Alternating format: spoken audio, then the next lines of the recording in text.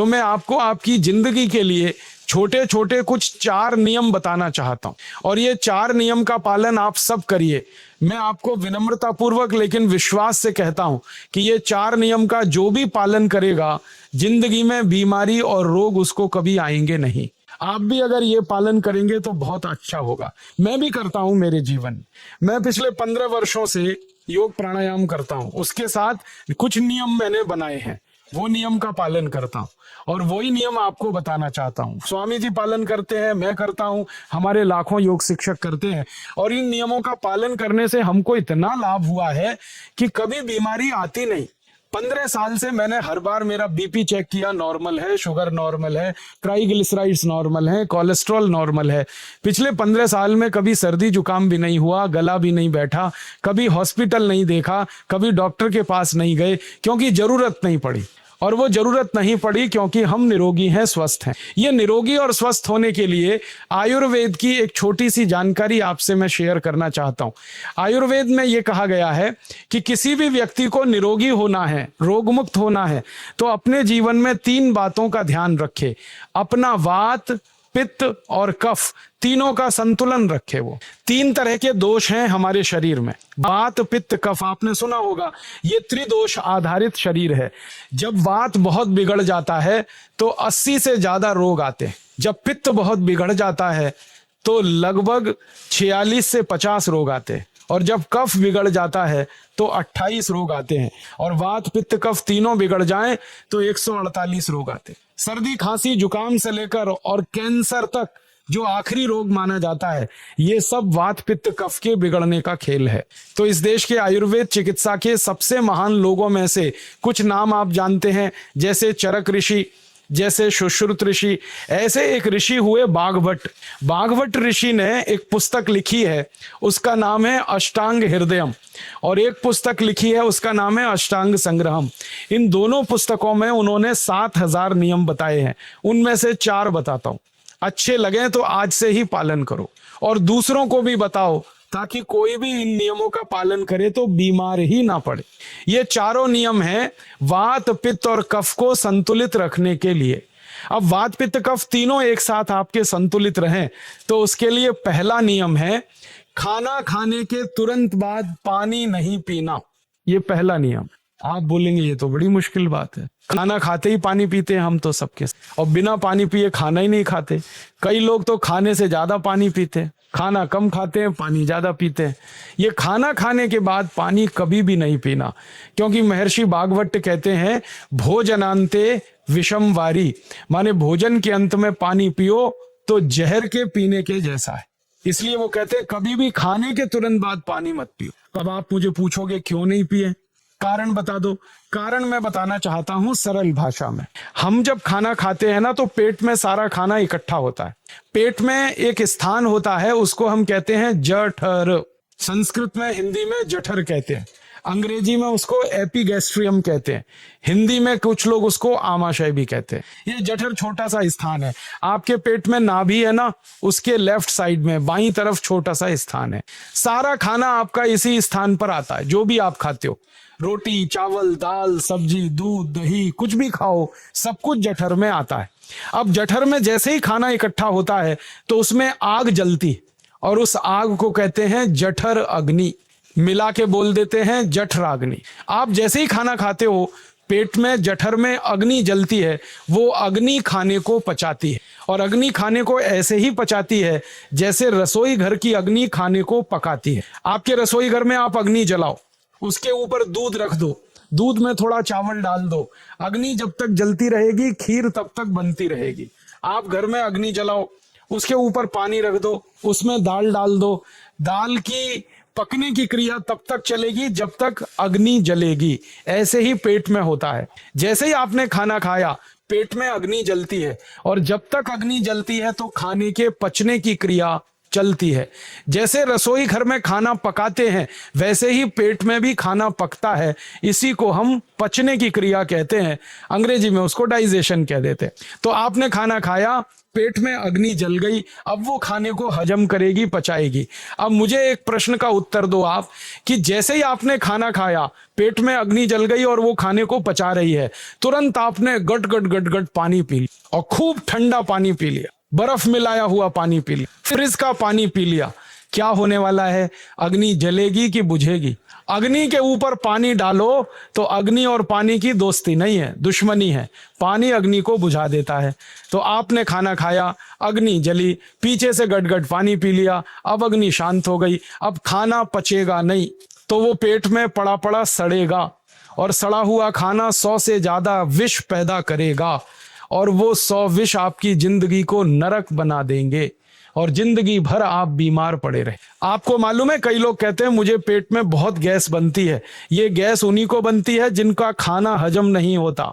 कोई लोग कहते हैं कि मुझे पेट में जलन होती है, ये जलन उन्हीं को होती है जिनका खाना पचता नहीं। कोई कहते हैं कि मेरे पेट में एकदम गुम हो जाता है, फूल जाता है, ये सब वो लक्षण हैं जब खाना पचता नहीं। तो खाना पचेगा नहीं तो सड़ेगा, सड़ेगा तो विष पैदा करेगा और वो विष आपको बीमार करेंगे। इसलिए महर्षि भागवत ने कहा, खाना खाते ही पानी मत पियो।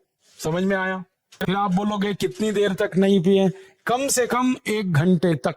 1 घंटे बाद पानी पियो। आप बोलोगे जी 1 घंटा क्यों? ये जो अग्नि जलने की क्रिया है ये लगभग 1 घंटे तक ही चलती है पेट में। उसके बाद अग्नि अपने आप शांत हो जाती है, उसके बाद पानी पी लो।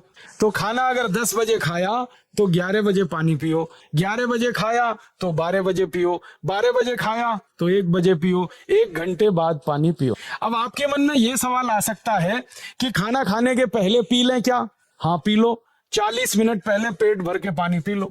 10 बजे खाना खाना है, 9:20 पे खूब पानी पी लो, जितना पी सके। 11 बजे खाना खाना है, 10:20 पे पी लो, खूब पानी पी लो 40 मिनट पहले।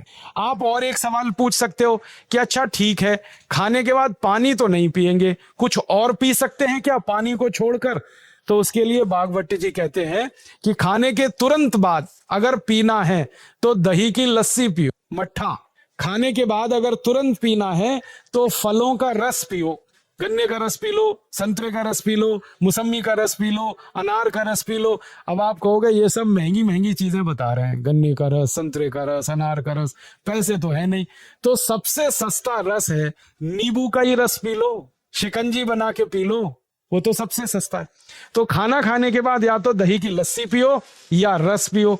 और एक तीसरी चीज है, दूध पी सकते। तो खाने के तुरंत बाद पीना है तो दही की लस्सी या मट्ठा, खाने के तुरंत बाद पीना है तो कोई फल का रस, खाने के तुरंत बाद पीना है तो दूध। पानी 1 घंटे बाद पियो। और अगर एक बात ध्यान रखो तो अच्छा है कि सवेरे खाना खाते हैं जिसको हम ब्रेकफास्ट कहते हैं, नाश्ता, तो फलों का रस पीना अच्छा, दोपहर को खाना खाएं तो लस्सी और मट्ठा पीना अच्छा, और रात का खाना खाएं तो दूध पीना अच्छा। जो लोग इस नियम का पालन कर सकते हैं जिंदगी में कभी भी 80 रोग उनको नहीं हो सकते। वात पित्त कफ तीनों ही इस एक छोटे से नियम से संतुलित रहे। तो ये पहला नियम मैंने आपसे कहा। दूसरा नियम एक और है, और वो नियम ये है कि पानी कभी भी पियो, घूट घूट भर के पियो। जैसे गरम चाय पीते हैं, गरम कॉफी पीते हैं, गरम दूध पीते हैं, एक एक घूट भर के, एक एक सिप करके, ऐसे ही पानी पीने की आदत डालो। ये मुंह में एक बार गिलास लगा लिया, गटागट उसको खाली कर दिया, ये तरीका गड़बड़ है। 1 घूट पानी, 2 घूट पानी एक बार में उतना ही पी। आप बोलोगे ये क्या चक्कर है? बात ऐसी है कि एक एक घूट पानी जब हम पीते हैं तो मुंह की लार पानी के साथ मिलकर पेट में अंदर जाती है, और ये जो मुंह की लार होती है ये क्षारीय होती है और पेट में हमेशा अम्ल बनता रहता है। तो 1 घूट पानी पिया, मुंह की लार इसके साथ अंदर गई, 2 घूट पिया और ज्यादा गई, बार बार लार अंदर जाएगी तो क्षार पदार्थ पेट के अम्ल के साथ मिलेगा। पेट में अम्ल बनता है, मुंह में लार क्षारीय होती है। तो ये क्षार को अम्ल में मिला दिया जाए और ये अच्छे तरीके से मिलकर पेट में जाए तो कभी भी कोई व्यक्ति के पेट को अम्लता नहीं होती। एसिडिटी नहीं होती, और पेट में अम्लता नहीं होती तो रक्त में अम्लता नहीं होती, और जिनके रक्त में अम्लता नहीं होती उनकी जिंदगी में कभी भी वात पित्त कफ के असंतुलन की स्थिति पैदा नहीं हो। इसलिए पानी घूट घूट करके पीना। मैं आपको एक छोटा सा मेरा ऑब्जर्वेशन बताता हूं, परीक्षण। आप भारत देश में या दुनिया में कहीं भी जाओ, मनुष्य को छोड़कर पशु पक्षियों को देखना शुरू करो, वो पानी कैसे पी।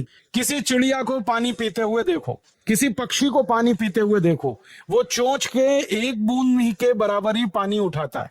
एक बार में एक बूंद पानी लेगा, फिर थोड़ी देर चोंच चलाएगा, फिर पिएगा, फिर दूसरी बूंद लेगा, फिर चोंच चलाएगा, फिर पिएगा, फिर तीसरी बूंद। एक एक बूंद पक्षी पानी पीता है। कुत्ते को पानी पीते हुए देखो, चाट चाट के पानी पी। शेर को पानी पीते हुए देखो, चाट चाट के पानी पी। जितने जानवर चाट कर पानी पीते हैं, जितने पक्षी एक एक घूंट पानी पीते हैं, किसी भी पक्षी और किसी भी जानवर को डायबिटीज नहीं है, किसी को अर्थराइटिस नहीं है, कोई पक्षी ओवरवेट नहीं है, कोई पशु ओवरवेट नहीं है। वो सब स्लिम और ट्रिम है, क्योंकि वो इतने होशियार हैं कि पानी चाट के पीते हैं या घूट घूट करके पीते। अब मुझे ये हैरानी होती है कि ये पशु पक्षियों को कौन सिखाता है। वो अपने जन्म से ये ज्ञान सीख के आते हैं। उनका कोई गुरु नहीं है, उनका कोई विद्यालय नहीं है, उनके कोई प्रशिक्षण शिविर नहीं लगते, फिर भी उनको इतनी अकल है कि पानी घूट घूट पीना। और हम ये मनुष्य जिनके इतने गुरु, इतने विद्यालय, इतने कॉलेज, सीखने वाले, सिखाने वाले, और हम मूर्खों के मूर्ख गटागट पानी पीते। तो पानी पीने का तरीका बदल दो, घूट घूट भर के पानी पी। ये दूसरा नियम। तीसरा नियम है कि जिंदगी में कितनी भी प्यास लगे, ठंडा पानी कभी मत। बर्फ डाला हुआ पानी, फ्रिज में रखा हुआ पानी, वाटर कूलर का पानी जिसका तापमान बहुत कम है, ये कभी मत पीना। क्यों? क्योंकि शरीर आपका गर्म है और पानी ठंडा है। अब होता क्या है वो मैं समझाता हूं सरल भाषा में। पेट तो गर्म है, अब इसमें ठंडा पानी डाल दिया आपने, तो अंदर झगड़ा होता है। और झगड़ा क्या होता है? या तो पानी पेट को ठंडा करेगा या पेट पानी को गर्म करेगा। अगर पानी ने पेट को ठंडा कर दिया तो पेट के ठंडा होते ही हृदय ठंडा होता है, हृदय के ठंडा होते ही मस्तिष्क ठंडा होता है, मस्तिष्क के ठंडा होते ही आदमी ठंडा होता है, और आदमी ठंडा होते ही राम नाम सत्य होती है। आपको मालूम है, जब शरीर ठंडा पड़ जाता है तो घर में भी नहीं रखते, निकाल के बाहर सड़क पे रख देते। जो घर आपने बनाया अपनी मेहनत से, शरीर के ठंडा पड़ते ही निकाल बाहर करते हैं उस घर में, और फिर चिल्लाने लगते हैं, लेके जाओ, जल्दी लेके जाओ, इसको जला के आओ। माने ठंडे शरीर की इज्जत नहीं है। तो ठंडा पानी क्यों पी रहे हो भाई? बंद कर दो।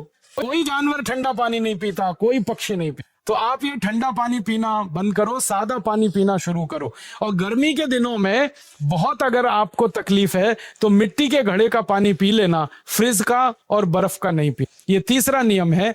और चौथा और आखिरी नियम है कि आप सवेरे ही सवेरे जब सोकर उठते हो तो सबसे पहले पानी पियो। जैसे ही आपकी आंख खुल गई तो पहले 2-3 गिलास पानी पी लो, उसके बाद आप टॉयलेट में जाओ। उठते ही पानी पियोगे तो 2 फायदे हैं। पहला फायदा यह है कि पानी पेट में जाकर बड़ी आंत को साफ करता है, और जैसे ही बड़ी आंत की सफाई होगी पेट पे दबाव पड़ेगा और आप संडास घर में जाएंगे, 2-3 मिनट में पेट आपका साफ हो जाएगा। जिनका पेट सुबह एक बार में साफ हो जाता है उनकी जिंदगी में कभी रोग नहीं आता।